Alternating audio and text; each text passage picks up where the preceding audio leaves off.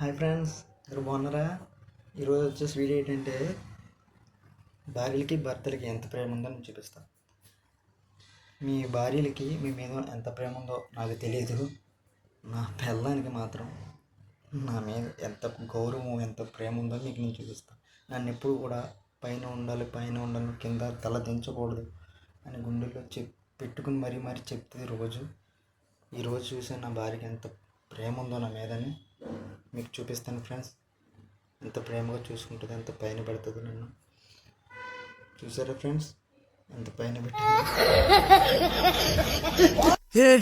हे प्रभु हे हरिनाम कृष्ण जगन्नाथ प्रेमानंद क्या हुआ ఫ్రెండ్స్ ఒక్క నిమిషం.